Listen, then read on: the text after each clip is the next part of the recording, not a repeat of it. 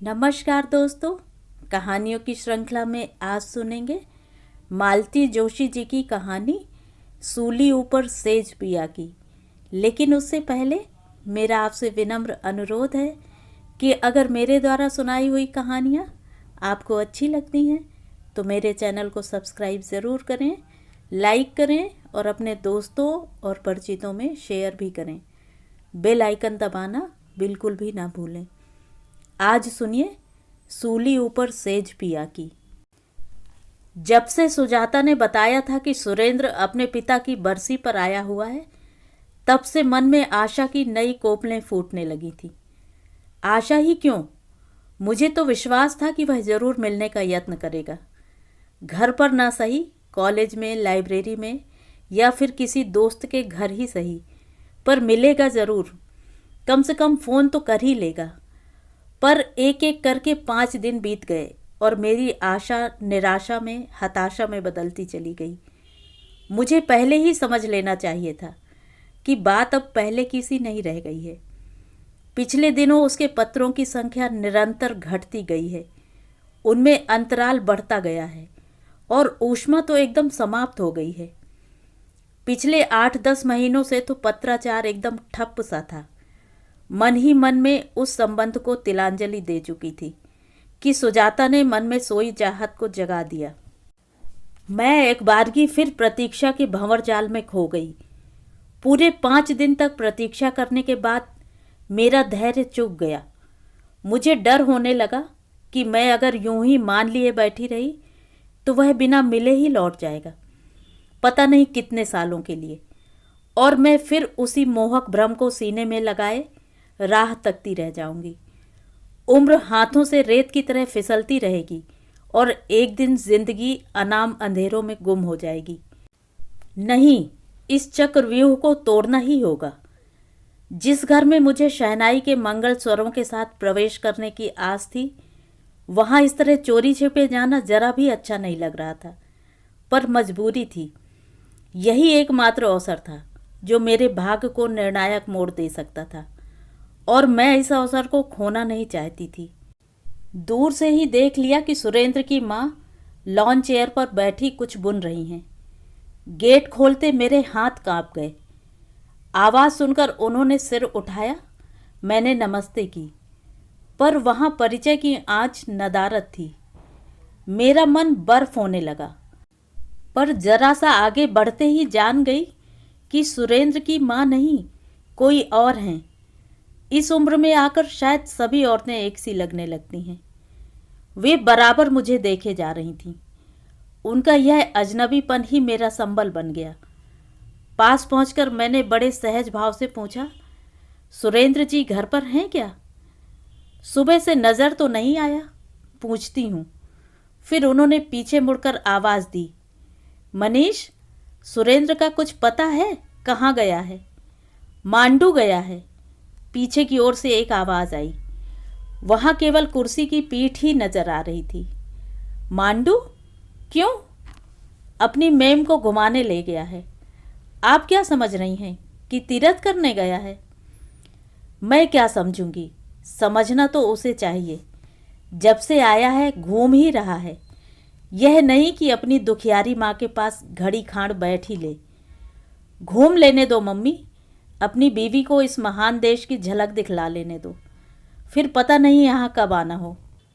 मुझे पता ही नहीं चला मैं कब पलटकर फाटक तक पहुँच गई। पीछे से वे आवाज़ देती ही रह गईं, अरे बिटिया, तुम तो चल दी।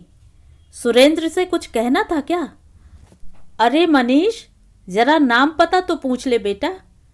पर इससे पहले कि कोई मेरे पीछे आता, मैं ऑटो रोककर उस पर बैठ चुकी थी। सुजाता के यहाँ जाकर उसकी अच्छी तरह खबर लेने का विचार भी मैंने त्याग दिया था। यह काम मैंने घर जाकर फ़ोन पर किया। बेचारी गिड़गिड़ाने लगी, रीना, कसम से कह रही हूँ कि मुझे बिल्कुल पता नहीं था। वो तो दूसरे दिन मैंने उसकी मेम को देखा, पर फिर दोबारा तुम्हें फ़ोन करने की हिम्मत नहीं पड़ी। मुझे ज़रा भी शक होता कि तुम इस तरह धड़धड़ाती हुई वहाँ पहुँच जाओगी तो मैं सचमुच तुम्हें आगाह कर देती। इसके बाद उसे कुछ भी बुरा भला कहना तो व्यर्थ ही था। तमाशा जो मेरा बनना था बन ही गया था। उस दिन तो मनीष जी मेरा नाम पता पूछ नहीं पाए थे, पर दूसरे दिन पता ठिकाना मालूम करके खुद ही पहुंच गए। मैं लाइब्रेरी से निकल ही रही थी कि सामने पड़ गए। आप? जी मैं मनीष हूँ, सुरेंद्र का दोस्त। कल आप वहाँ आई थी। याद आया, कल इन सज्जन का नाम भर सुना था, शक्ल नहीं देखी थी। मैंने कहा, कल तो आपने पीछे मुड़कर देखने की भी जहमत नहीं उठाई थी, आज क्या ज़रूरत पड़ गई? कहीं बैठ सकते हैं? मजबूरन कैंटीन का रुख करना पड़ा। कोने वाली एक मेज पर बैठते हुए मैंने कहा, 7:15 बजे क्लास है मेरी, we will make it fast. जी बिल्कुल, मैं भी फुर्सत में नहीं हूँ। वो तो सुरेंद्र ने कसम दिला दी, इसलिए आना पड़ा। आप शायद जानती नहीं, हम दोनों बहुत पुराने दोस्त हैं। हम दोनों के पापा एक ही प्रोजेक्ट पर बरसों साथ रहे हैं। हम लोगों के बंगले भी जुड़वा ही थे। मम्मी का भी आंटी से बहुत ही बहनापा हो गया था। इसीलिए इस बार जब मैं सुरेंद्र से मिलने आने लगा तो उनसे नहीं रहा गया, वे भी साथ चली आई हैं। जाहिर है आप मुझे फैमिली हिस्ट्री सुनाने तो नहीं आए हैं। सॉरी, मैं सिर्फ अपने आप को इस्टेब्लिश करना चाहता था ताकि आपको भरोसा हो सके।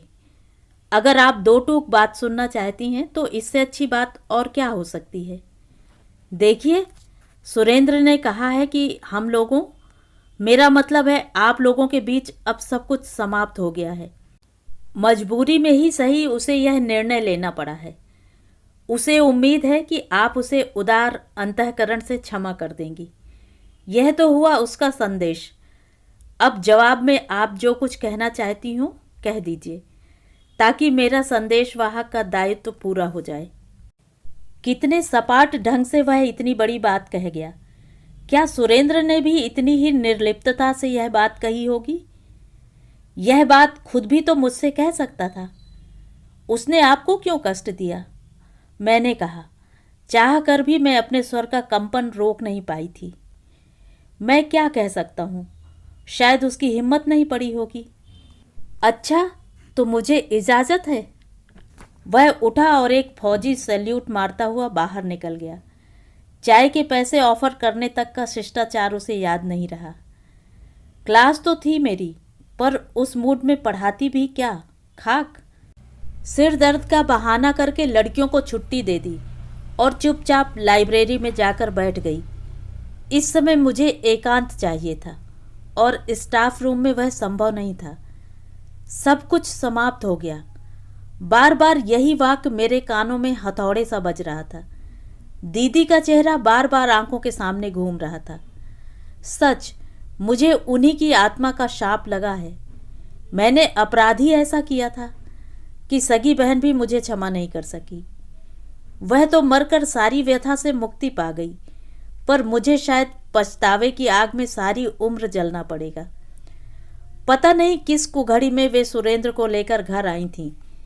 इससे पहले उसका नाम तो कई बार सुना था। यह भी आभास हो चला था कि वह केवल सहपाठी ही नहीं है, इससे आगे भी बहुत कुछ है। यह तो देखने के बाद ही पता चला कि दीदी की पसंद कितनी बेजोड़ है। उसे देखा तो बस ठगी सी रह गई। 16-17 साल की स्वप्नजीवी उम्र थी मेरी। सुरेंद्र को देखकर लगा मेरे सपनों का राजकुमार ही घर चलकर आया है। दीदी और मैं एक साझा सपना देखने लगी थी और इसका किसी को इल्म ही ना था। लाख बेवकूफ़ थी मैं, पर सुंदर थी। सामने वाले को रिझाना भी मुझे आता था। दीदी बेचारी को तो एहसास भी नहीं था कि उनके पांव तले की ज़मीन खिसकती जा रही है। फाइनल MBBS की पढ़ाई थी। वे जी तोड़ मेहनत कर रही थीं, क्योंकि PG का एडमिशन भी इसी रिजल्ट पर निर्भर था। शायद उन्हें सुरेंद्र पर अगाध विश्वास भी था, इसलिए वे निश्चिंत थीं। यह तो उन्हें बहुत देर बाद पता लगा कि उनके विश्वास की सतह कितनी भुरभुरी है। वे एकदम गुमसुम हो गईं। पढ़ाई से उनका जी उचट गया। वे घंटों शून्य में नज़र गड़ाए बैठी रहतीं।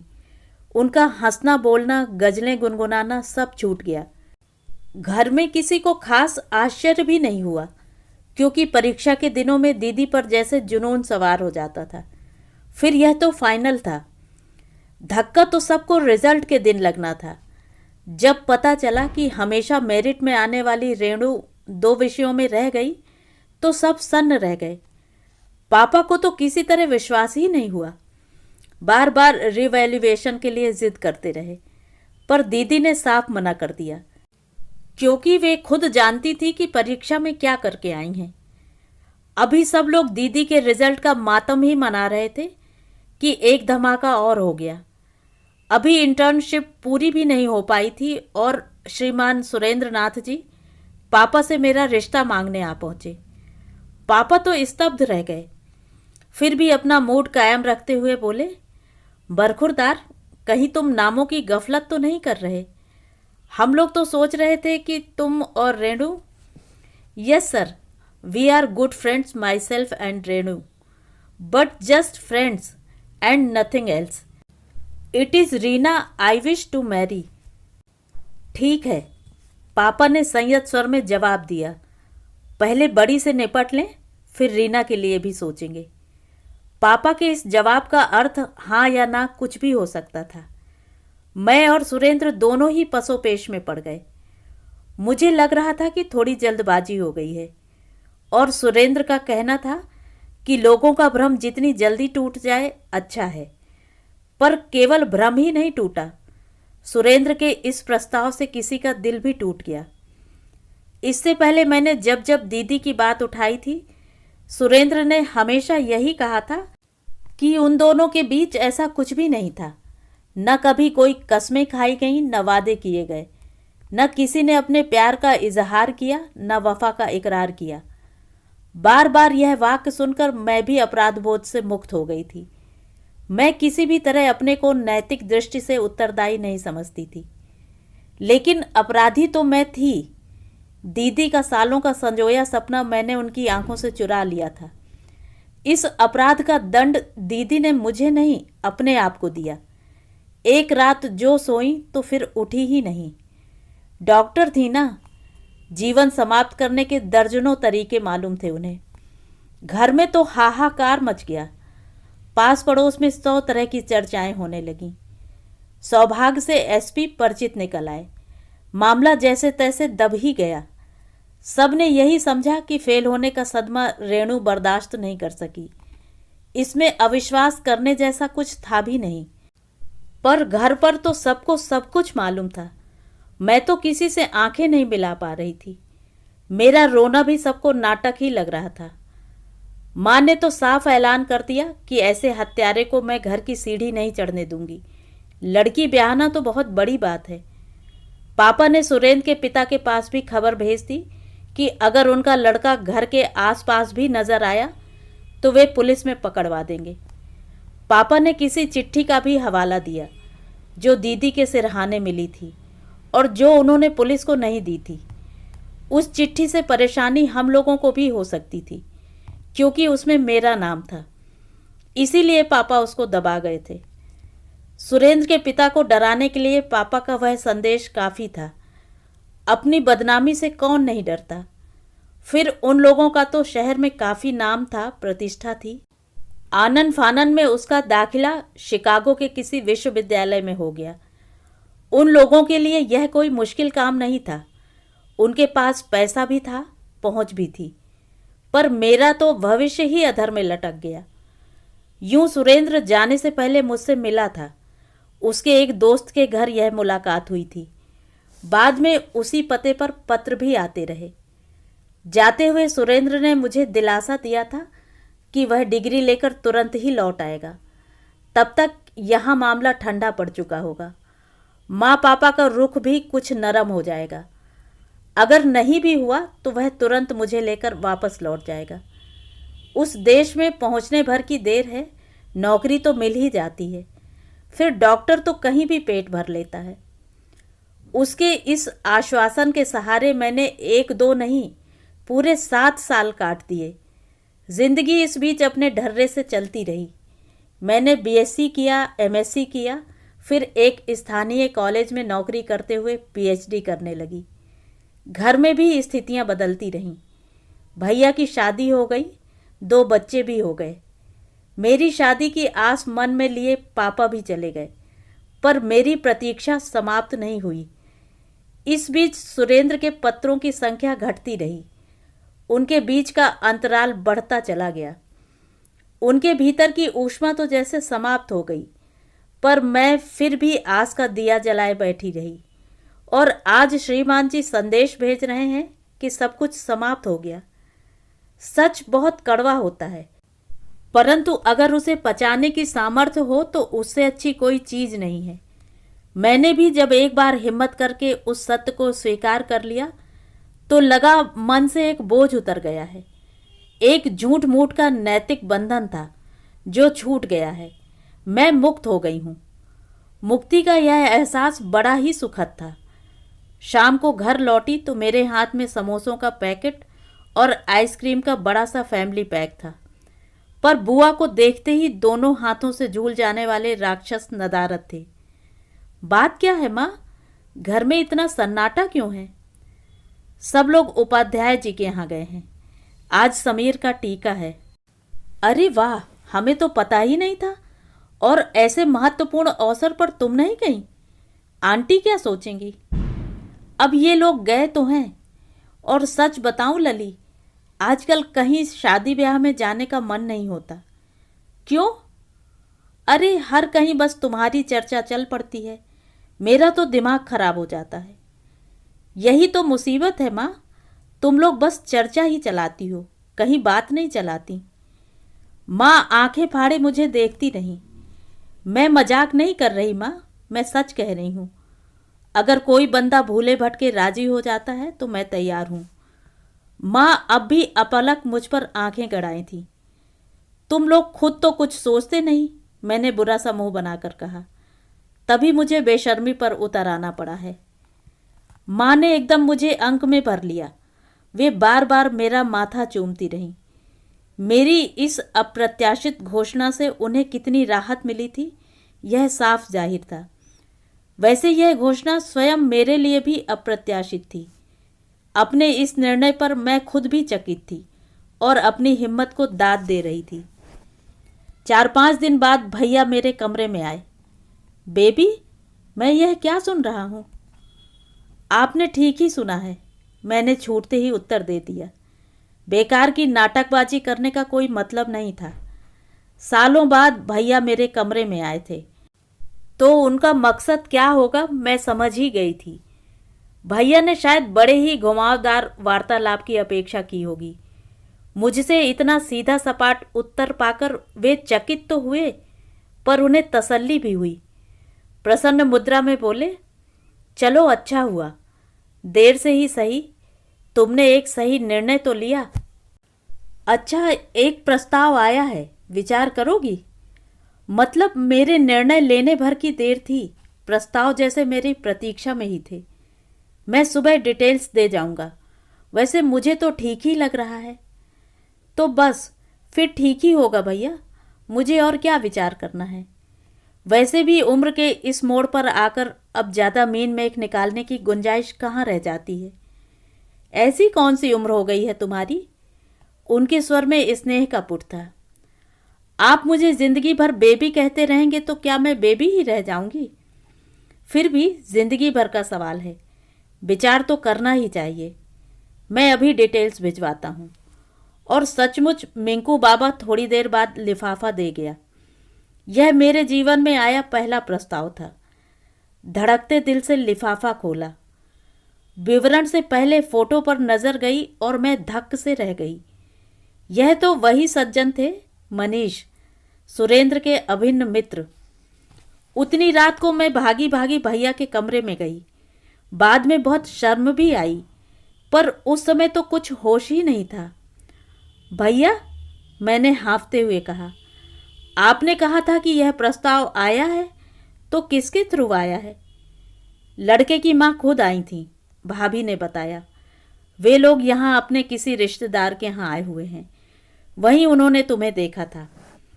भाभी सीधे मेरी आंखों में देख रही थी। शायद वे यह पढ़ने की चेष्टा कर रही थी कि उन लोगों ने मुझे कहाँ देखा था। भैया, मैंने भाभी को अनदेखा करते हुए कहा, क्या आप जानते हैं कि यह शख्स सुरेंद्र का दोस्त है? भैया कुछ देर सोचते रहे, फिर बोले, बेबी, हम तो यह रिश्ता मांगने नहीं गए थे, उन लोगों ने ही यह प्रस्ताव भेजा है। अच्छा, मान लो अगर वह सुरेंद्र का मित्र नहीं होता, तब क्या तुम्हें आपत्ति होती? आपत्ति तो मुझे अब भी नहीं है, पर सोचती थी चाय पानी का एक फॉर्मल राउंड हो जाता। सो तो होगा ही, आखिर मैं भी तो उन लोगों से अभी मिला नहीं हूं। एंड डोंट वरी, तुम्हें भी अपनी शंकाओं के समाधान का पूरा मौका मिलेगा। चाय पान का वह फॉर्मल राउंड बहुत ही शानदार रहा। इस घर में इस किस्म का यह पहला आयोजन था। दीदी तो इस तरह की किसी संभावना से पहले ही चली गई थी। मैंने भी अब तक कोई मौका नहीं दिया था। माँ ने जैसे सारे अरमान निकाल लिए थे। मजे की बात तो यह थी कि भाभी भी बिना मुंह चढ़ाए माँ का हाथ बटा रही थी। घर भी उन्होंने खूब अच्छी तरह से सजाया था। मुझे लगा जैसे मेरी शादी के लिए वे सबसे ज़्यादा उत्सुक हैं। उन लोगों ने नंबर किसी होटल का दे रखा था, मतलब वे लोग सुरेंद्र के यहाँ से विदा ले चुके थे, पर अब भी शायद मेरे लिए शहर में टिके हुए थे। फ़ोन पर उन्होंने जो समय दिया हुआ था, ठीक उसी समय वे घर में दाखिल हुए। वे लोग मतलब माँ और बेटा, तीसरा कोई नहीं था। मैं पैर छूने को झुकी तो मम्मी जी ने अंक में मुझे भरकर मेरा माथा चूम लिया। वे समझ गईं कि यह चाय पार्टी तो महज एक औपचारिकता है, चुनाव तो मेरा हो चुका है। पर जिसके लिए मुझे चुना गया था उसकी प्रतिक्रिया का पता मुझे नहीं चल रहा था। उन्होंने एक बार भी आंख उठाकर मेरी ओर नहीं देखा था। बस भैया से सरकार की विदेश नीति या रुपए के अवमूल्यन और गरिष्ठ विषयों पर बातें करते रहे, या फिर मिंकू टिंकू से नर्सरी राइम्स सुनते रहे। मैंने अपने को बड़ा अपमानित और उपेक्षित सा महसूस किया। बड़ी देर बाद भैया को मेरी इस मनः स्थिति का अंदाज़ा हुआ। उन्होंने बड़ी तरकीब से महिला मंडल को घर दिखाने के बहाने भीतर भेज दिया। बच्चों को खेलने के लिए कहकर खुद भी एक ज़रूरी फ़ोन करने के लिए अपने कमरे में चले गए। मनीष जी चुपचाप यह नज़ारा देखते रहे। फिर सबके इधर उधर हो जाने के बाद बोले, यह साइलेंस जोन प्रस्थापित करने की क्या ज़रूरत थी? मुझे तो ऐसा खास कुछ पूछना नहीं है। पर मुझे तो पूछना है। वे आश्चर्य में भरकर मुझे देखने लगे। आप लोग एकाएक मुझ पर इतने कृपावंत कैसे हो गए हैं? यह तो मम्मी ही बता सकती हैं, या फिर आप ही बता दीजिए कि उस दिन पहली ही झलक में आपने उन पर क्या जादू कर दिया था। बस दिन भर आपकी ही चर्चा करती रहीं। फिर बाद में जब सारा इतिहास मालूम हुआ, तब तो जैसे उन्हें जिद सवार हो गई। मुझसे पूछा तक नहीं और यहाँ आकर खुद प्रपोजल दे गई। मतलब प्रपोजल में आपकी मर्जी नहीं है? ऐसा मैंने कब कहा? मम्मी मुझे गोद में लेकर तो फेरे नहीं लेंगी। कुछ निर्णय तो मुझे खुद ही लेने होते हैं। अब इस बात का कोई क्या मतलब निकाले? क्या यह भला आदमी इतनी सी बात नहीं कह सकता कि वह स्वयं भी इस विवाह के लिए उतना ही उत्सुक है? हिप्पोक्रेट। एक आखिरी सवाल और, क्या बता सकेंगे कि इस प्रस्ताव के मूल में क्या था? करुणा या प्रशंसा? पता नहीं, शायद दोनों ही हों। इतनी साफ गोई के बाद भी शादी के लिए हाँ करना मेरी सरासर गलती थी। पर क्या करूं? माँ की आंखों में जगमग करते आशा के दीप बुझाने का साहस नहीं हुआ। भाभी का उमड़ा हुआ प्यार, भैया का उल्लास साफ बता रहे थे कि लोग मेरी विदाई के लिए कितने उत्सुक हैं। मना करती हूँ तो पता नहीं फिर जीवन में यह संयोग बने न बने। इसके बाद यहाँ जो जीवन होगा वह बेहद निरानंद होगा। फिर वह अपरिचित पड़ाव क्या बुरा है? कम से कम उसे अपना घर तो कह सकूंगी। माँ हमेशा कहा करती थी, संजोग जब बनता है पलक झपकते सब कुछ हो जाता है। सचमुच ऐसा ही हुआ। मेरे हाँ करने भर की देर थी, आनन फानन में सारी व्यवस्था हो गई और एक दिन मैं सचमुच दुल्हन बन गई। लोग बाग खुश थे और चकित भी। इतना अच्छा घर वर बैठे बिठाए मिल जाना बड़ी बात होती है। सबकी प्रशंसा सुन सुनकर मुझे भी लगा कि अपनी विशिष्ट भाषा शैली के बावजूद मनीष जी एक उम्दा इंसान हैं। मेरा सारा इतिहास जानते हुए भी मुझे ग्रहण करना छोटी बात न थी। और मम्मी जी, वे तो मानो साक्षात स्नेह और ममता की मूर्ति ही थी। कृतज्ञता से लबालब अंतःकरण के साथ ही मैंने गृह प्रवेश किया। कृतज्ञता का वह ज्वार उतरने में थोड़ा समय तो लगा, पर उसके उतरते ही मुझे यथार्थ की खुरदुरी और बदरंग जमीन नजर आने लगी।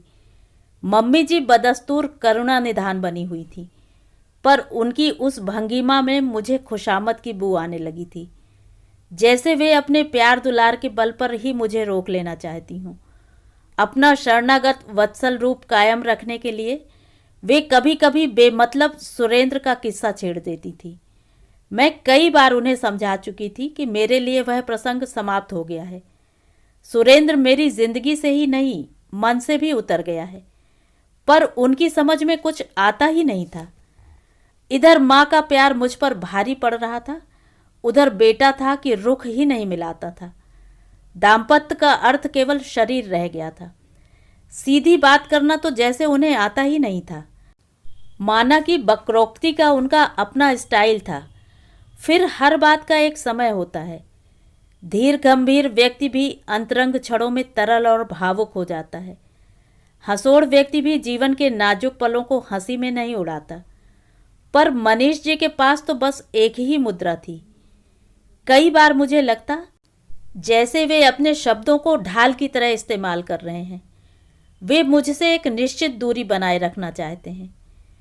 इसीलिए कमरे में आते ही मुझे लगता जैसे मैं एक अजनबी के साथ कैद हो गई हूँ। मेरा उस माहौल में दम घुटने लगा।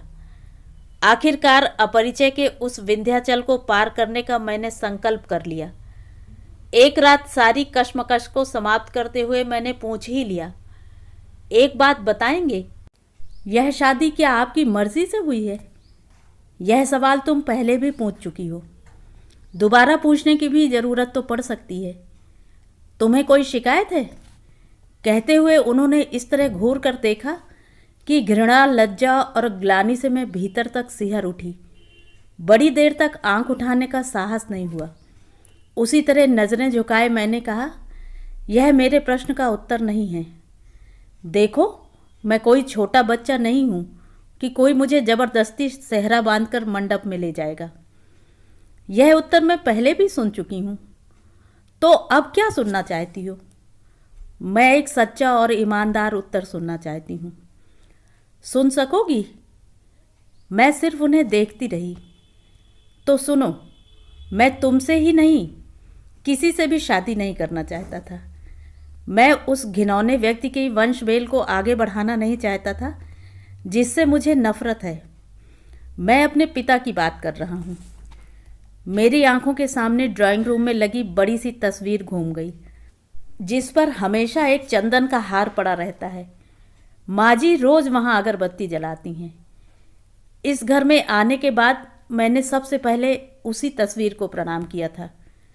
उस समय लगा था जैसे वे शांत झील सी आंखें मुझ पर आशीर्वाद बरसा रही हों। इन्होंने शायद मेरा असमंजस भांप लिया था। बोले, तुम शायद डैडी की बात सोच रही हो। वे मेरे पिता नहीं हैं, आश्रयदाता हैं। मैं 5 साल का था जब मम्मी से उनकी शादी हुई थी। उन्होंने मुझे वह सब कुछ दिया जो एक पिता अपने बेटे को देता है, पर वे मेरे पिता नहीं थे। अपने पिता का नाम भी मैं नहीं जानता, जानना चाहता भी नहीं।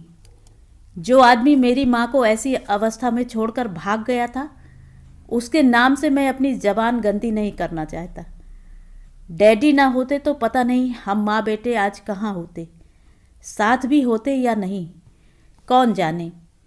इसीलिए मैं अब तक शादी से कतराता रहा। अपने अनाम कुल गोत्र को मैं किसी कन्या के सिर मढ़ना नहीं चाहता था।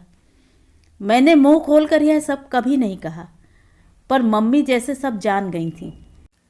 इसी कारण एक अपराध बोध से वह तिल तिल जलती नहीं, गलती नहीं। डैडी जब तक थे उन्हें एक सहारा सा था, उसके बाद तो वे बिल्कुल अकेली पड़ गईं। यह अकेलापन उन्हें भीतर ही भीतर खाने लगा। उनकी सेहत दिन ब दिन गिरती चली गई। तब मुझे महसूस हुआ कि इस बुढ़ापे में उन्हें साथ और सहारे की बेहद ज़रूरत है। शादी न करने की अपनी ज़िद मुझे छोड़नी पड़ी। इंदौर आने से 2-4 दिन पहले ही मैंने मम्मी से कहा था कि वे मेरे लिए लड़की ढूंढना शुरू कर दें। फिर छूटते ही मैं सामने पड़ गई। हाँ, उन्होंने तुम्हें देखा और उन्हें अपना अतीत याद आ गया। बोली, मनीष, इस फूल सी लड़की का कुम्हलाना मुझसे नहीं देखा जाएगा। और आपने शादी के लिए हाँ कर दी। मैं मम्मी को खुश देखना चाहता था। हालांकि इस शादी में आपका मन बिल्कुल नहीं था। आपने हाँ कर दी। कहा ना, मैं मम्मी को सुखी करना चाहता था। इसीलिए आप उनके लिए एक आज्ञाकारी बहू ले आए। ऐसी बहू जिसका एक अतीत है, जिसकी बिना पर आप उसे दबा सकते हैं, रौब गांठ सकते हैं। लेकिन एक बात याद रखें श्रीमान मनीष कुमार, मेरा अतीत इतना गंदला कभी नहीं रहा कि मुझे दूसरों की रसोई में मुंह छिपाना पड़े। ये कैसी बातें कर रही हो रीना? ठीक ही तो कह रही हूँ। आपको घर की सेवा टहल के लिए बिना मोल एक दासी चाहिए थी। शादी का नाटक इसीलिए रचा गया। बस करो रीना, कुछ भी उटपटांग बोले जा रही हो। ये दासी वाली बात कहाँ से ले आई? मम्मी बेचारी तो तुम्हें पलकों पर बिठाए रखती हैं। और जहाँ तक मुझे याद है, मैंने भी तुम्हारे पत्नीत्व का अपमान तो कभी नहीं किया। मैं उसे सम्मान भी नहीं कहूँगी। आप जो कर रहे हैं वह तो सामंती युग में होता ही था। तब महलों में दासियों का एक कर्तव्य यह भी होता था। क्या बकती हो? वे इतनी जोर से दहाड़े की दीवारें तक दहल गईं। यूं तो मम्मी जी कभी हमारे कमरे में ताक झांक नहीं करती थी। रात को तो वे नींद की गोली खाकर ही बिस्तर पर जाती थी। फिर भी मुझे डर हुआ कि वे अभी आकर पूछेंगी कि क्या हुआ। बड़ी देर तक मैं सांस रोके बैठी रही। उस धमाके के बाद कमरे में एकदम सन्नाटा सा खिंच गया। मौन की एक लंबी चादर हम दोनों के बीच तन गई। 1 दिन, 2 दिन, 5 दिन ऐसे ही बीत गए। फिर एक सुबह पता लगा कि श्रीमान जी यात्रा पर जा रहे हैं। मुझसे तो किसी ने भी कुछ नहीं बताया। वह तो मैंने इन्हें सूटकेस जमाते देखकर अंदाज़ा लगाया था। वे कहीं जा रहे हैं। कितने दिनों के लिए जा रहे हैं यह मैंने माँ बेटे की बातचीत से जाना। मम्मी जी कह रही थी, बेंगलोर तो सुनते हैं बड़ा खूबसूरत शहर है। रीना को साथ क्यों नहीं ले जाते? वह भी घूम लेगी। शादी के बाद तुम लोग कहीं गए भी तो नहीं। चले जाएंगे मम्मी, जिंदगी पड़ी है। पर 15 दिन यहाँ अकेले तो वह बोर हो जाएगी। वहाँ तो और भी बोर होगी। यहाँ कम से कम घर में तो है। वहाँ होटल में अकेले क्या करेगी? ऑफिशियल टूर में फैमिली को ले जाना बेकार है मम्मी। मैं अगले महीने लंबी छुट्टी के लिए अप्लाई कर रहा हूँ। फिर कुछ प्रोग्राम बनाएंगे। ना हो तो उसे 2-4 दिन के लिए इंदौर भेज दो। माँ से, भाई भाभी से मिल आएगी। कायदे से तो पहली बार उन्हें लिवाने आना चाहिए था। कायदे से तो हमने कुछ भी नहीं किया मम्मी। फिर इसी रस्म पर इतना जोर क्यों? वैसे वहाँ से चलते समय भाई साहब ने पूछा भी था, पर मैंने मना कर दिया था। कहा था खुद छोड़ जाऊँगा। और अब उसे अकेले भेज दूँ? तुम भी किस युग में जी रही हो मम्मी? और ऐसा दूर ही कितना है? कुल 5 घंटे का तो सफ़र है। दोनों मिलकर मुझे इस तरह डिस्कस कर रहे थे जैसे मैं कोई बेजान चीज़ हूँ। मेरी इच्छा अनिच्छा, सुविधा असुविधा से उन्हें कोई मतलब नहीं था। मुझे इतना ताव आया कि मन तो हुआ इनसे पहले ही घर से निकल पड़ूं। इनके जाने के बाद तो घर में सांस लेना मेरे लिए दुश्वार हो गया। जब से सच्चाई का पता चला था, मम्मी के प्यार दुलार से भी मुझे उबकाई आने लगी थी। सारा दिन मैं कमरे में दफन होकर रह जाती। मुझे मम्मी से, उनके बेटे से और अपने आप से भी नफरत हो गई थी। मेरा संस्कारी मन किसी अनाम कुल की वधू होने का आघात सह नहीं पा रहा था। यह मुझे अपनी अस्मिता का अपमान सा लगा। इन पर बेहद गुस्सा आ रहा था।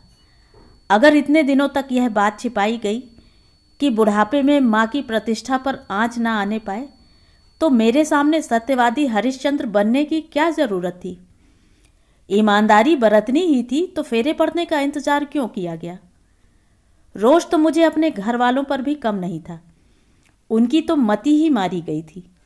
इतना तो सोचते कि कोई उनकी चौखट पर आकर लड़की क्यों मांग रहा है। वे तो बस लड़के का रूप रंग, विद्या, बुद्धि और ओहदा देखकर मंत्रमुग्ध हो गए। मम्मी की मिश्री घुली बातों से धन्य हो गए। यह भी नहीं सोचा कि रुपए पैसे से या डिग्रियों से ही कोई मनुष्य नहीं बनता। एक संपूर्ण व्यक्तित्व के लिए और भी कुछ दरकार होती है। कुछ भी हो, एक बात तय थी और वह यह कि मुझे अब लौटकर यहाँ नहीं आना है। मेरा अनमनापन देखकर एक दिन मम्मी खुद ही बोल पड़ी, रीनू, चाहे तो कुछ दिनों के लिए माँ के पास हो आओ। अकेले जा सकोगी या छोड़ आऊँ? मैं तो चली जाऊंगी, मगर आप यहाँ अकेले रह लेंगी? वे एक उदास हंसी हंसती, जैसे कहना चाह रही हूँ कि अकेलापन क्या आज का है। पर दूसरे ही क्षण उन्होंने अपने ऊपर काबू पा लिया। फिर तो वे कमर कसकर मेरी तैयारी में जुट गईं। पता नहीं कितनी चीज़ें बना डालीं। फिर 2 दिन तक हम लोग बाजार घूमते रहे। टिंकू मिंकू के लिए मिठाई, खिलौनों और पुस्तकों का ढेर लग गया। बड़ी मुश्किल से मैंने उन्हें कपड़े लेने से रोका। कहा कि छोटे बड़े हो गए तो मुसीबत हो जाएगी। वे तो माँ के लिए, भैया भाभी के लिए भी कुछ लेना चाह रही थी। मैंने ही मना कर दिया। वे कहती भी रहीं कि भैया भाभी तो मेरे लिए बच्चे ही हैं, पर मैंने ही जोर देकर कहा कि वे लोग इस घर से कोई उपहार न लेंगे। दरअसल मुझे संकोच हो आया था। 2 दिन में उन्होंने 250-300 फूंक डाले थे। कपड़ों की बात तो हजारों तक जाती और श्रीमान जी जाते समय मुझे 1 पाई भी नहीं पकड़ा गए थे। इतना सभ्य और सुसंस्कृत व्यक्ति इतना सामान्य शिष्टाचार भी भूल गया था। जीवन में अपने को इतना असहाय मैंने पहली बार अनुभव किया। चलते समय जब मम्मी ने पूछा, तुम्हें कुछ पैसे तो नहीं चाहिए, तो मेरे आंसू निकल आए। वे बेचारी तो यही समझी होंगी कि उनका बिछोह मुझे रुला गया है। अपने ही घर में मेहमान बनकर जाना कितना अजीब लगता है, पर यह एहसास इतना सुखद भी होगा, यह पहली बार जाना। शायद इसीलिए औरतें जिंदगी भर पीहर के गीत गाती हैं। इतना उत्साह, इतनी ललक, इतनी गर्मजोशी थी सब में कि मैं तो निहाल हो गई। माँ तो खैर माँ ही थी, पर भैया में भी पिता का सा वात्सल्य भाव आ गया था। टिंकू मिंकू तो शुरू से मेरे चमचे थे, पर भाभी के व्यवहार में भी बदलाव आ गया था। इतने दिनों तक वे मुझे घर के एक अनचाहे सदस्य की तरह झेल रही थी, पर ससुराल से लौटी रीना ननंद रानी का खिताब पा गई थी। उसके स्वागत में वे बिछी जा रही थीं। उसके लिए नित नए पकवान बनते, कभी छोले टिकिया, कभी इडली डोसा, तो कभी दाल बाफले। आइसक्रीम तो करीब करीब रोज बनती। एक दिन तो भैया बोल पड़े, अब तू जल्दी से अपने घर वापस चली जा। तू अगर 8 दिन और रह गई ना तो मेरी तोंद निकल आएगी। तेरी भाभी पर तो पाक कला का भूत चढ़ा हुआ है, दिन भर रसोई में घुसी रहती है, पर मुझ गरीब की तो हालत खराब हो रही है। भाभी ने झूठ मूठ को मुंह फुलाकर भैया की ओर देखा और हम सब हंस पड़े। उस समय इतना अच्छा लग रहा था, मन हो रहा था कि वक्त यहीं ठहर जाए। तोंद की बात तो खैर मजाक थी, पर यह सच है कि मेरी शादी के बाद भैया के चेहरे पर रौनक आ गई थी। मेरी उपस्थिति से घर में जो निरंतर तनाव बना रहता था, उससे उन्हें राहत मिल गई थी और वे खुश नजर आ रहे थे। मुझे तो माँ का चेहरा भी भरा भरा सा लगा। एक रात मैंने मुंह फुलाकर कह भी दिया, मुझे तो चिंता लग रही थी कि मेरे लिए रो रो कर तुमने पता नहीं अपना क्या हाल बना लिया होगा, पर देखती हूँ तुम्हें मेरा यहाँ से जाना रास आ गया है। सच कह रही है बेटी, माँ ने मुझे प्यार से थपकते हुए कहा। तुझे ब्याह कर तो मैं निश्चिंत हो गई हूँ, अब मैं चैन से मर सकूंगी। भगवान से कहो जब मर्जी हो बुला लें। इतनी बुरी लग रही थी क्या मैं? बुरी हो या भली, बिटिया तो ससुराल में ही अच्छी लगती है। और अगर मैं वापस ना जाऊं तो? धत, ऐसी बात नहीं करते। माँ ने मेरे मुंह पर हाथ रख दिया। जब तक मैं जिंदा हूँ ऐसी ही आती जाती रहना लली। बाद में तुम्हारे भैया भाभी बुलाएं तो ठीक, नहीं तो अपने घर को ही स्वर्ग समझना। मतलब माँ को मेरे मुंह से यह बात सुनना भी गवारा नहीं था, और सचमुच ही मैं यहाँ रह गई तो उनका क्या हाल होगा। घर का माहौल तब क्या ऐसा ही बना रहेगा। एक बार इस आदर मान का स्वाद चखने के बाद क्या मैं फिर से वह उपेक्षा, अवमानना, अवहेलना और उलाहने सहन कर पाऊंगी? 15 दिन इसी उहापोह में बीत गए। इसी बीच मैं सारे रिश्तेदारों के यहाँ, परिचितों के यहाँ हो आई। शादी इतनी हड़बड़ी में हुई थी कि ये लोग तब मुझे न्योता नहीं दे सके थे। अब सारी कसर निकाल रहे थे। जहाँ भी जाती घूम फिर कर वही बातें होती। घर कैसा है, सास कैसी है, उनका बेटा कैसा है। फिर पूछने वाले खुद ही उनकी तारीफों के पुल बांध देते। मुझे कुछ कहने का मौका नहीं मिलता।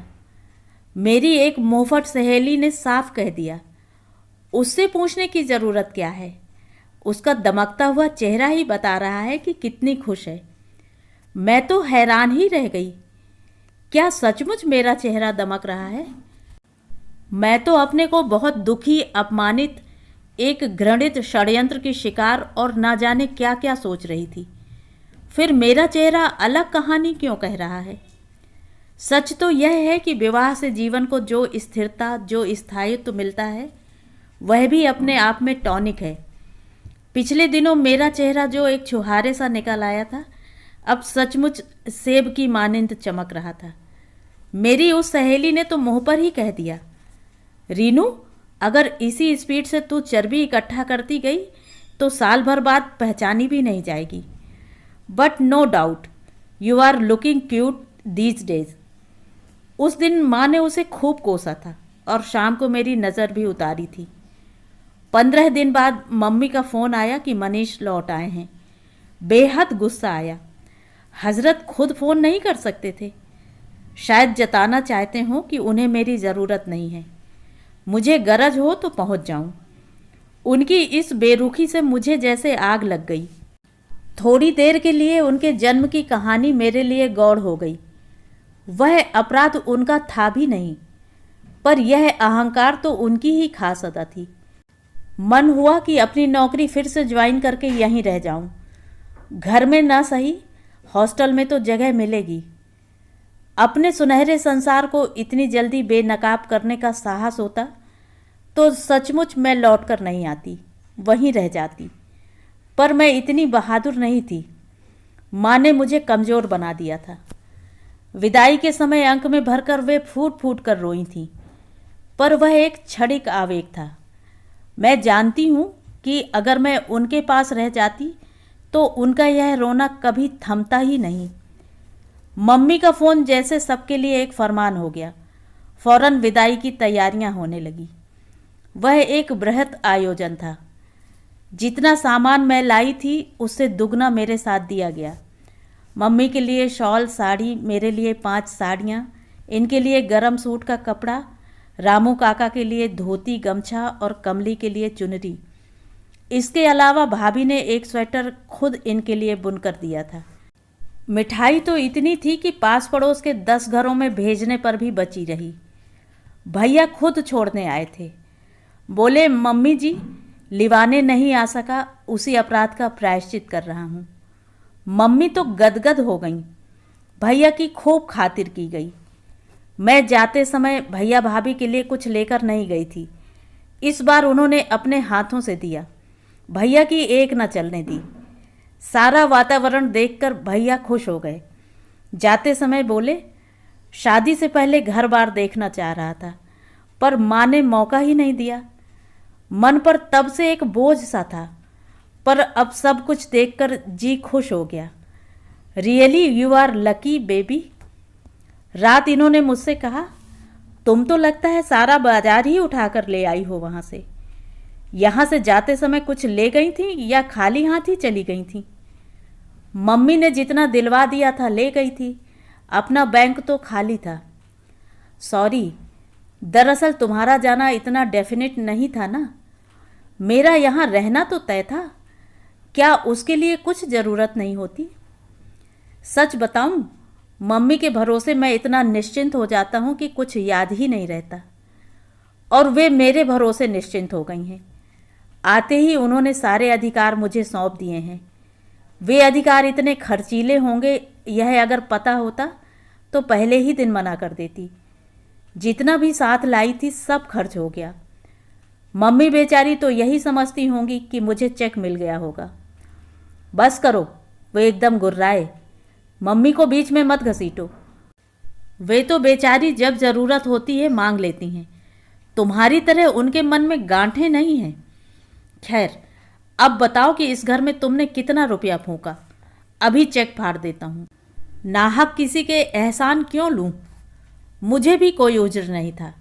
मैंने पेपर का, बिजली का, दूध वाले का सारे बिल सामने रख दिए और कहा, किराने की दुकान की पर्चियाँ शायद रामू काका के पास हैं। वैसे आपको अंदाज़ा तो होगा ही। और कुछ? और कुछ क्या, यही बस रोज़ की सब्जी हैं, फल हैं, कभी कभार दही आ जाता है, पान आ जाते हैं।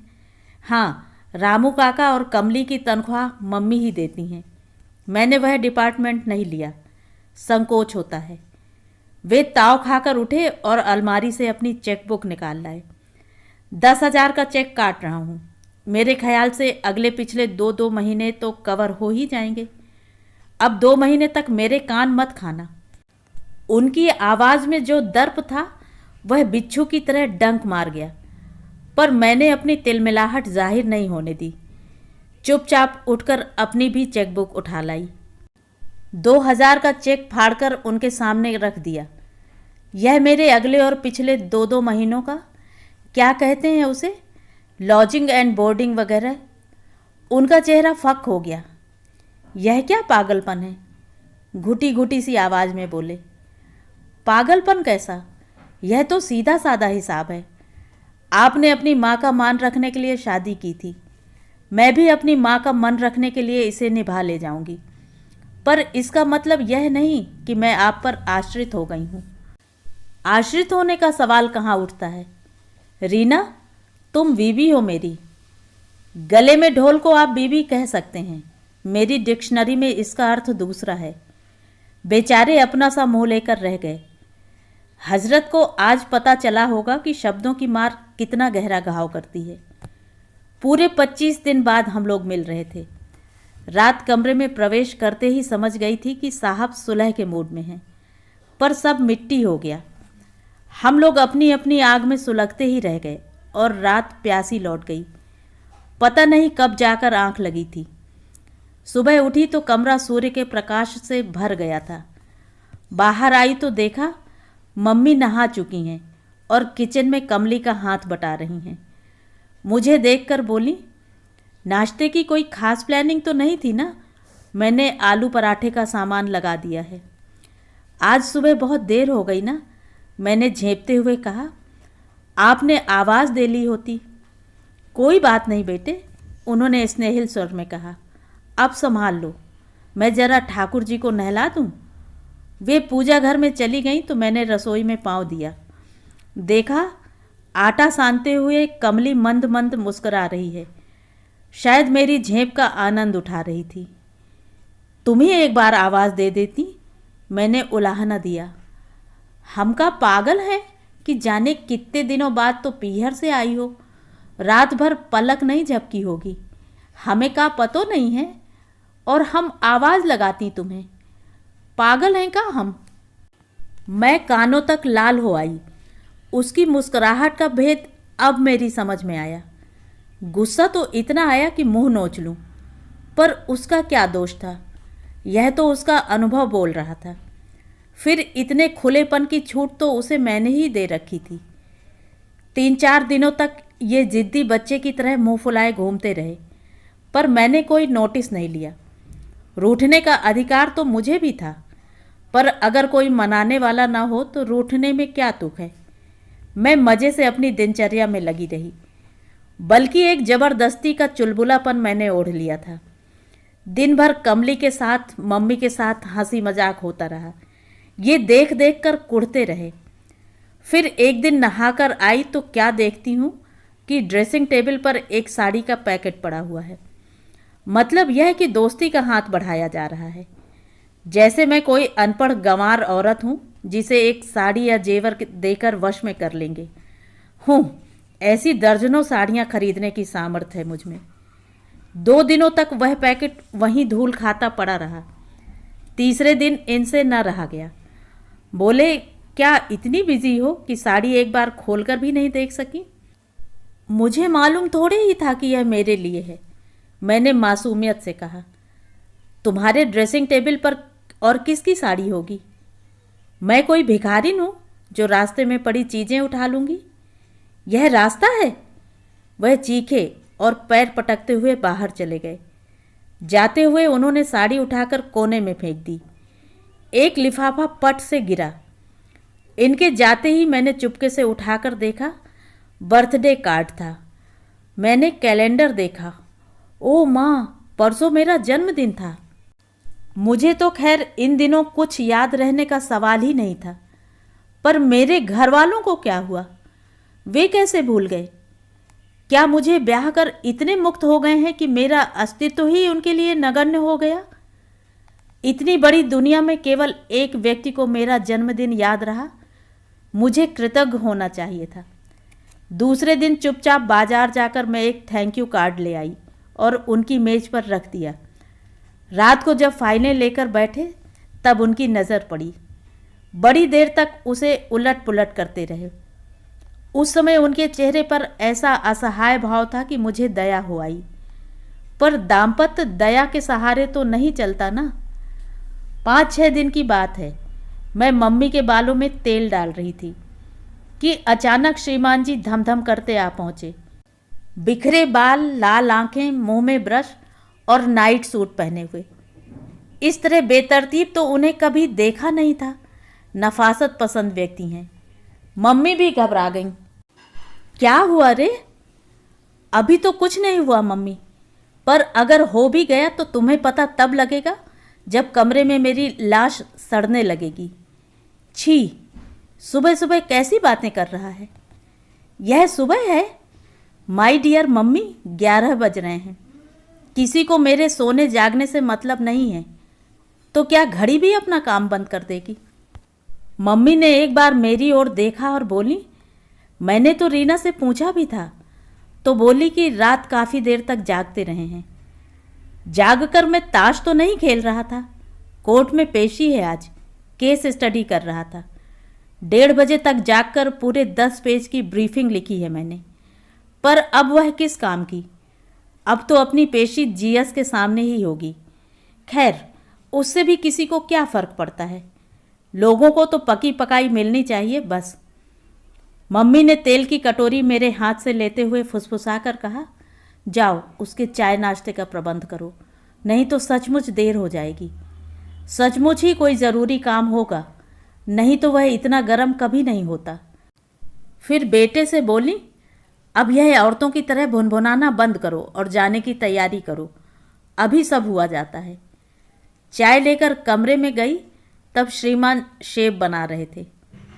इतना हंगामा करने की क्या ज़रूरत थी? मैंने कसैले स्वर में कहा। आपके सोने जागने से मेरा तो कभी कोई वास्ता नहीं रहा। यही तो मैं पूछ रहा हूँ कि क्यों नहीं रहा, और रहना चाहिए कि नहीं? अब इस बात का कोई क्या जवाब दे? जैसा भी हुआ हो, उस दिन कोर्ट का काम तो ज़रूर हो गया होगा, नहीं तो घर आकर ये ज़रूर नाटक करते। मैं लेकिन दिन भर अपमान की आग में सुलगती रही। जिद में आकर मैंने दूसरे दिन सुबह 6 बजे ही इनकी चाय लगा दी। पहली रात के जगे हुए थे, किसी तरह उठने को राजी ही नहीं थे, पर मैं भी अड़ गई। आप बेशक चाय पीकर दोबारा सो जाइए, पर आपको उठना तो होगा। बच्चों की तरह माँ के पास शिकायत लेकर पहुँच जाते हैं, मैं वह नहीं होने दूंगी। झक मारकर उन्हें उठना पड़ा। अपना गुस्सा मुझ पर उतारते हुए बोले, सुबह सुबह श्रीमुख के दर्शन किए हैं, आज भगवान ही मालिक है। मैंने भी कह दिया, दुनिया के 80% मर्द बीवी का चेहरा देखकर ही उठते हैं, उनका दिन क्यों नहीं खराब होता? लोगों की तो आदत ही हो गई है। अपनी औंधी किस्मत का ठीकरा बीबी के सिर फोड़ेंगे। इससे तो अच्छा है आप पलंग में आईने जड़वा लें। कहने को तो मैं बहुत कुछ कह गई, पर दिन भर मन में खटका बना रहा। हाय, आज इनका अठन्नी भर भी नुकसान हुआ तो ये सबके सामने मुझे कोसने से बाज नहीं आएंगे। दिन भर मैं ईश्वर को मनाती रही कि प्रभु आज तो मेरी लाज रख लो। भगवान ने भी सोचा होगा कि बेचारी कभी कभी ही तो गुहार लगाती है, इसकी प्रार्थना सुननी चाहिए। शाम को साहब बहादुर लौटे तो बड़े खुश खुश थे। हम दोनों सास बहू बैठकर चाय पी रहे थे। दनदनाते हुए घर में दाखिल हुए और बोले, अरे मम्मा, सूखी चाय क्यों पी रही हो? लो मिठाई खाओ। आज यह मिठाई कैसी? पिछले साल 3 महीने तक एडिशनल चार्ज संभाला था ना, उसका क्लेम आज मिला है। कंपनी की गांठ से पैसा निकालना कोई आसान काम है? कोई 1 दस्ता कागज़ खर्च किए होंगे मैंने, तब जाकर काम बना है। और उन्होंने नोटों की एक पूरी गड्डी मम्मी की गोद में डाल दी। अरे यह सब मुझे क्यों दे रहा है? बहू को दे। लक्ष्मी के भाग्य से ही घर में लक्ष्मी आती है। जा, आज ही बाजार जाकर इसके लिए एक अच्छी सी साड़ी ले आ। तुम्हारी बहू की पसंद बहुत ऊंची है मम्मी, हमारी दी हुई साड़ी उन्हें पसंद कहाँ आती है। बर्थडे पर 1 लाकर दी थी, अब तक धूल चाट रही है। तो साथ लेकर जाना, उसकी पसंद की दिलवाना। वे गुनगुनाते हुए वॉश लेने चले गए तो मम्मी मुझसे बोली, रीनू बेटे, कभी कभी सामने वाले का मन रखने के लिए अपनी पसंद को भूल जाना पड़ता है। पसंद की बात नहीं है मम्मी, उस साड़ी में अभी कुछ भी काम नहीं हुआ है। फॉल, पीको, ब्लाउज सभी तो बाकी हैं। पेटीकोट भी शायद लेना पड़े। कैसे पहन लूँ बताइए? हाँ, यह भी तुम ठीक कह रही हो। आजकल साड़ी के साथ ये खर्चे और जुड़ गए हैं। वह बेचारा यह सब क्या जाने, घर में कोई बहन भी तो नहीं है। खैर, बाजार जा ही रही हो तो दोनों साड़ियों का काम मुकम्मल करके आना। फिर बाजार जाना ही पड़ा। साड़ी भी अपनी पसंद की ही खरीदनी पड़ी, क्योंकि यह तो पूरे वक्त सड़क की रौनक ही देखते रहे। केवल बिल देते समय ही उन्होंने एक नज़र साड़ी पर डालने की औपचारिकता निभाई थी। साड़ी खरीदने के बाद हम लोग मैचिंग सेंटर गए। मैंने दोनों साड़ियाँ निकालकर काउंटर पर रखीं तो ये चौंक पड़े। जब सेल्समैन साड़ियाँ लेकर शेड में लाने में व्यस्त हो गया तो ये बोले, हमने तो शायद अभी एक ही साड़ी खरीदी थी ना? हाँ, ये दूसरी घर में पड़ी थी, किसी ने जन्मदिन पर दी थी। मैंने कहा चलो इसका भी सिलवा ही लेते हैं, पर आपको तो पसंद नहीं थी ना? घर में पहन लूँगी, मैंने कनखियों से उन्हें देखते हुए कहा। उनके चेहरे का रंग हर पल बदल रहा था। साड़ियाँ उठाकर हमने फॉल पीको के लिए दे दी। फिर एक अच्छे से टेलर की तलाश की। बाद में पेटीकोट हाउस भी जाना पड़ा। ये तो तंग आ गए। बाप रे, इतना लंबा चौड़ा प्रोग्राम होता है यह। और क्या, आप क्या सोच रहे थे कि साड़ी खरीद कर ही मुक्ति पा जाएंगे? अच्छा ही हुआ जो मैंने देर से शादी की, कम से कम इतने दिन तक इस तबालत से बचा रहा। बच तो खैर आप अब भी सकते थे, पर आपकी यह जो बच्चों वाली आदत है ना, वही आपका नुकसान करवाती है। जरा सी बात को लेकर मम्मी के पास पहुंच जाते हैं। तो किसके पास जाऊं? उन्होंने कुछ इस अंदाज से कहा कि मेरा दिल भर आया, पर उनका दूसरा ही वाक्य कलेजे पर हथौड़े की तरह पड़ा। बोले, कम से कम उनका लिहाज करके तुम साथ आई तो, नहीं तो तुम्हारे तो मिजाज ही नहीं मिलते। आसमान की ओर मुंह उठाए ही चलती हो हमेशा। पता नहीं किस बात का इतना घमंड है कि जमीन पर पैर ही नहीं पड़ते। घमंड नहीं जनाब, इसे स्वाभिमान कहते हैं। आप शायद सोचते हैं कि आपने एक दुखियारी का उद्धार किया है, इसके एवज में वह जिंदगी भर आपके चरण धो धो कर पिएगी, पर आप भ्रम में हैं। मैंने कभी किसी से दया की भीख नहीं मांगी थी। अगर मेरे भाग्य में शादी लिखी थी तो ज़रूर होकर ही रहती। सुरेंद्र नहीं आया, आप आ गए। आप नहीं आते, कोई और आ जाता। पर इसके लिए किसी को एहसान जताने की ज़रूरत नहीं है। घर लौटते हुए हम फिर 2 द्वीपों में बट गए थे। घर से चलते समय मन को 10-10 बार समझाया था, पर पता नहीं कितनी कड़वाहट थी भीतर कि ना चाहते हुए भी सतह पर आ ही जाती थी। मैं मनीष के 100 अपराध क्षमा कर सकती थी, पर उनका दंभ मुझसे झेला नहीं जाता था। फिर मैं भी बराबरी से तनकर खड़ी हो जाती थी। मुझे किसी के एहसानों की ज़रूरत नहीं थी, मैं सिर्फ अपना अधिकार चाहती थी। उस दिन सुबह मम्मी के कमरे में चाय लेकर गई तो पेन बाम की गंध नथनों में भर गई। आपके सिर में दर्द है क्या? मैंने चिंतित स्वर में पूछा, पर उन्होंने कोई जवाब नहीं दिया, केवल मुझे देखती रहीं। सुबह सुबह दर्द उठा है, कहीं आधा सीसी तो नहीं? माँ इसके लिए मिश्री और काली मिर्च की बड़ी अच्छी दवा बनाया करती थी। मेरी इस महत्वपूर्ण सूचना को दरकिनार कर उन्होंने पूछा, तुम सुबह से क्या कर रही थी? स्वर में अभियोग की छाप थी। मुझे बड़ी कोफ्त हुई। अब मुझे क्या सपना आया था कि इनके सिर में दर्द है? इतना ही था तो आवाज़ दे लेती। मैं बगीचे में पानी दे रही थी। मैंने यथासंभव नम्र स्वर में कहा, आप 7 बजे के बाद ही चाय लेती हैं, इसलिए।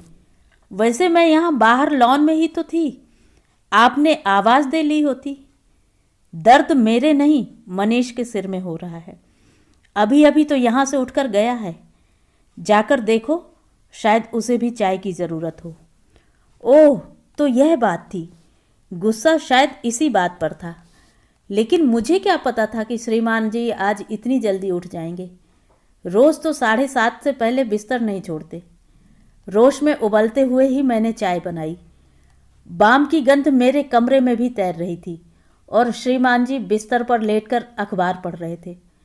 मैंने दन्न से ट्रे मेज पर रखी और कप में चाय डालते हुए कहा, सिर में दर्द था तो मुझसे भी कह सकते थे, बाम लगाना तो मुझे भी आता है।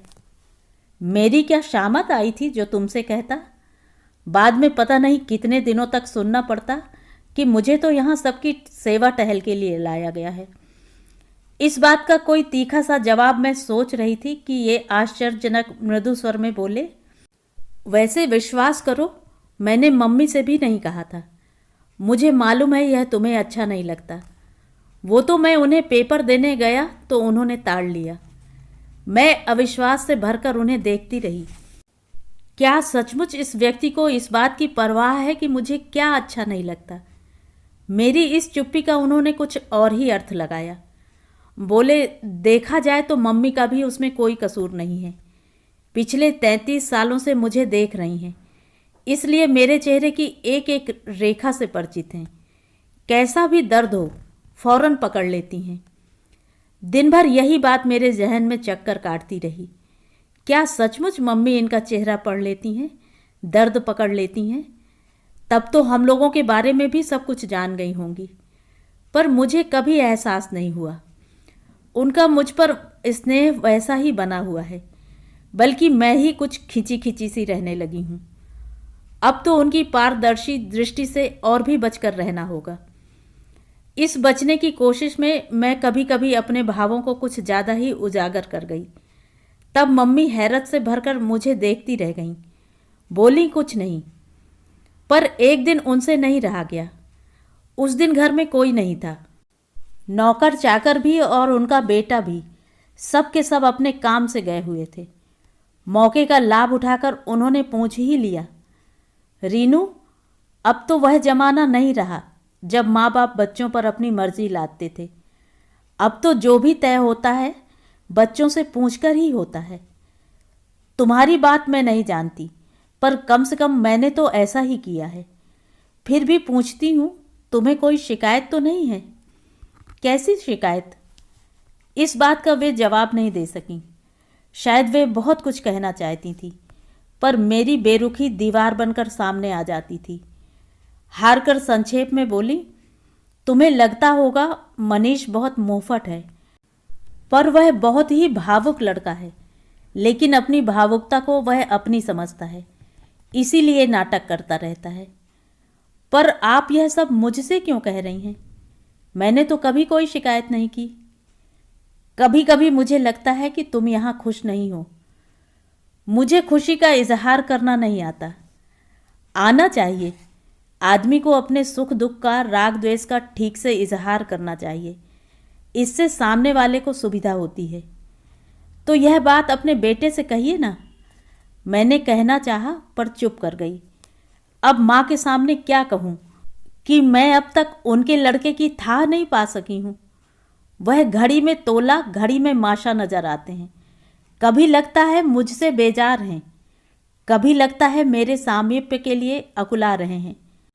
कभी उनका छोटा सा वाक्य मन में घाव कर जाता है।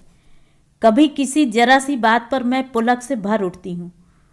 ऐसा कभी नहीं हुआ कि हम लोग घंटा भर साथ बैठ लिए हों और उस बैठक का अंत कड़वाहट में ना हुआ हो। जब जब मैंने दोस्ती का हाथ बढ़ाना चाहा, उनका अहम चट्टान बनकर आड़े आ गया। बीसियों बार तो यह जता चुके होंगे कि सिर्फ मम्मी की खातिर ही उन्होंने यह शादी का जंजाल मोल लिया है। लेकिन जब जब मैंने इस बात का ताना दिया, घायल पंछी की तरह छटपटाने लगते हैं। उनका तो और छोर ही पता नहीं लगता। और मम्मी पूछती हैं कि तुम्हें कोई शिकायत तो नहीं। अब अगर शिकायत है भी तो क्या उनसे कहने की है। कंपनी की एनुअल सोशल मीट थी। डिनर का कार्ड मेरे सामने फेंक कर ये बोले, चलोगी? मतलब मनुहार वगैरह कुछ नहीं, एक सीधा सा सवाल, हाँ या ना में जवाब दो। ये पार्टियां सचमुच मुझे रास नहीं आती। घर पर तो किसी तरह निभा ही लेती हूँ, पर घर से बाहर निरंतर मिसेज मनीष का खिताब झेलना मेरे लिए असहनीय हो जाता है। फिर नई नई शादी हुई थी। लोगों को हंसी मजाक का ऐसा जोश चढ़ता है कि मन लहूलुहान हो जाता है। जाने की जरा भी इच्छा नहीं थी, पर मुझे मना करने का मौका ही नहीं मिला। मुझसे ज़्यादा उत्साहित तो मम्मी ही थी। हर साल तो अकेला ही जाता रहा है मनीष, पर आज क्या वे लोग उसे अकेला घुसने देंगे? बाहर से ही लौटा देंगे। सभी लोग तुम्हें देखने के लिए लालायित हैं। वैसे भी तुम्हें वहाँ जाना चाहिए। पति दिन भर जिन लोगों के साथ उठता बैठता है, उनसे तुम्हारा भी परिचय होना चाहिए। कहीं जाओगी नहीं तो तुम्हारे यहाँ कौन आएगा? आने जाने से ही तो सर्कल बनता है। वे सिर्फ कहकर ही नहीं रुकी। मेरे लिए उन्होंने साड़ी और जेवरों तक का चुनाव कर डाला। वे चाहती थीं कि उत्सव में बहू का पहला प्रवेश धमाकेदार हो। उन्होंने कुछ इस तरह से मुझे पहना ओढ़ाकर भेजा जैसे कि मेरा रिसेप्शन हो। वहाँ जाकर जब औरों को देखा तो मैं शर्म से गड़ गई। औरतें वहाँ भी बन संवर कर आई थीं, पर उस श्रृंगार का ढंग दूसरा था। मुझे इन पर बहुत गुस्सा आया। ये तो हमेशा इन पार्टियों में आते रहे हैं। फिर मुझे इस तरह नमूना बनाकर लाने से पहले कुछ तो सोचना चाहिए था कि यहाँ भी मम्मी की इच्छा ही सर्वोपरि मानी गई। मैं वैसे ही नर्वस हुई जा रही थी। फिर ये तो एकदम अलग किस्म की गैदरिंग थी। लोग भी नए थे और माहौल भी अपरिचित था। लोग खुले मजाक कर रहे थे और महिलाएं उसका लुत्फ उठा रही थीं। मैं सुन सुनकर ही छुई मुई हुई जाती थी। कुछ ने मुझे शादी के 4 महीने बाद भी अपना ब्राइडल लुक बनाए रखने पर बधाई दी, पर मुझे लगा वह मेरा मजाक बना रहे हैं। पीने का तो खैर प्रश्न ही नहीं था, पर मुझे खाना भी मज़ेदार नहीं लगा। 2 बोतल ऑरेंज पीने के बाद पेट वैसे ही भर गया था। फिर आधी से ज़्यादा डिशेस मेरे लिए नई थीं। मुझे यूं चुगता देखकर एक देवी जी ने जूनियर मनीष के आगमन की घोषणा कर दी। सब ने तालियां पीटकर, मेज थपथपाकर इस घोषणा का स्वागत किया। इसके बाद तो सचमुच मेरा वहाँ खड़ा रहना मुश्किल हो गया। सिगरेट का धुआं, तरह तरह के सेंट्स की महक और खाने की सुगंध, इन सब के बीच मेरा दम घुटने लगा था। थोड़ी देर को मैं टेरेस पर खुली हवा में आकर खड़ी हो गई। समझ में नहीं आ रहा था कि मेरा सिर क्यों घूम रहा है। कहीं सचमुच ही जूनियर का पदार्पण तो नहीं हो रहा है। मुझे इनका फतवा याद आया।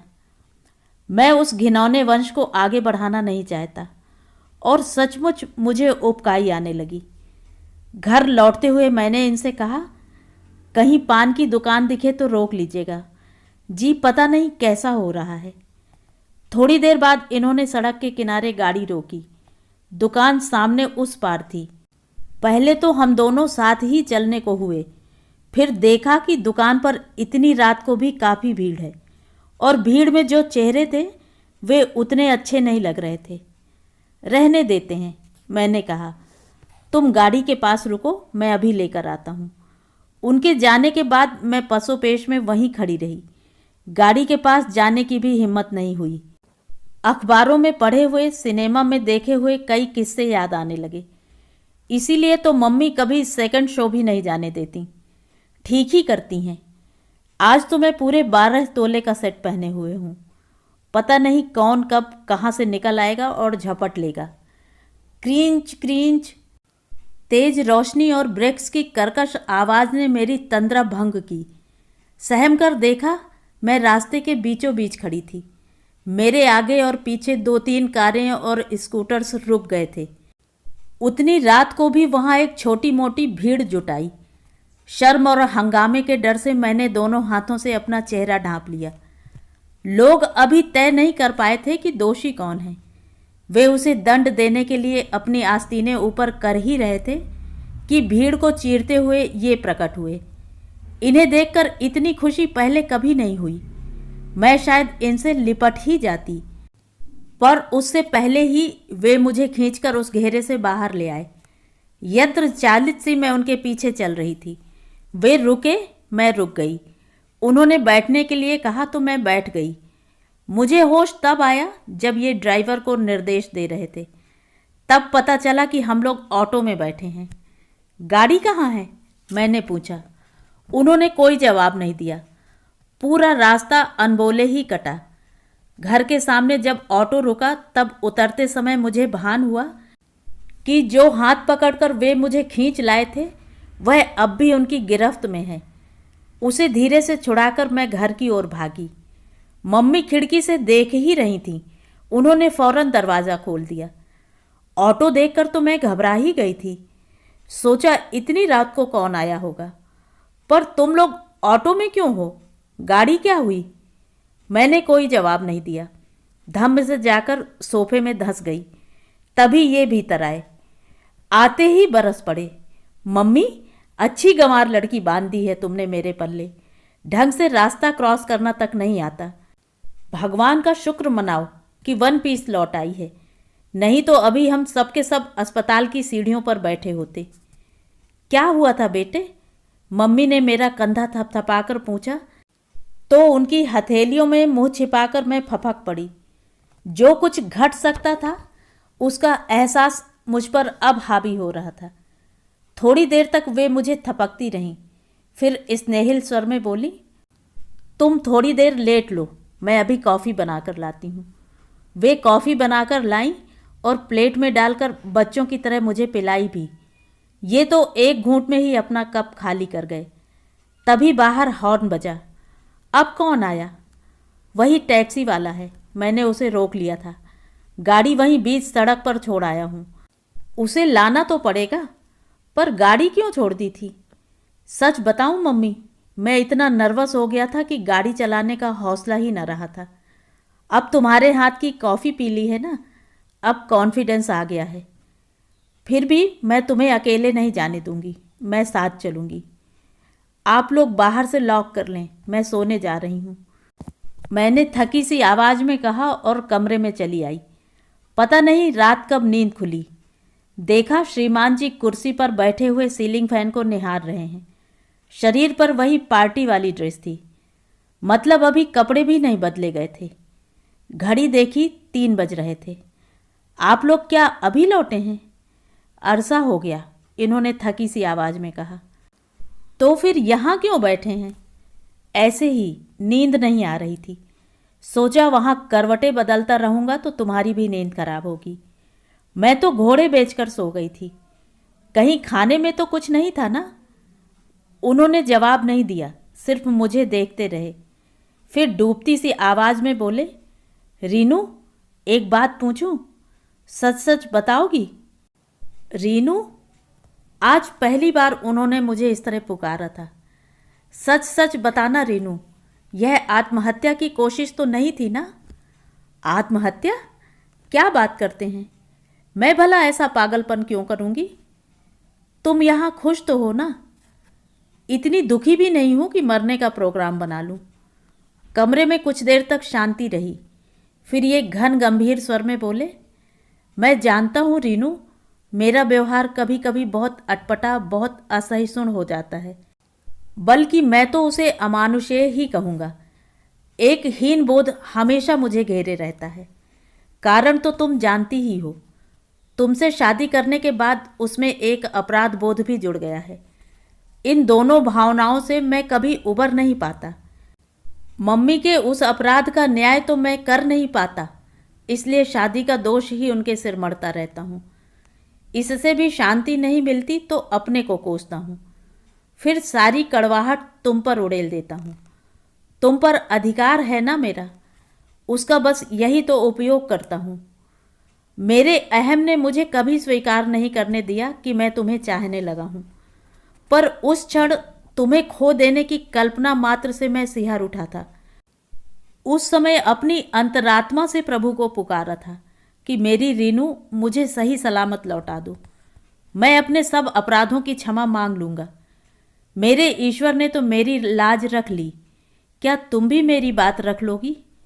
मुझे क्षमा कर दोगी?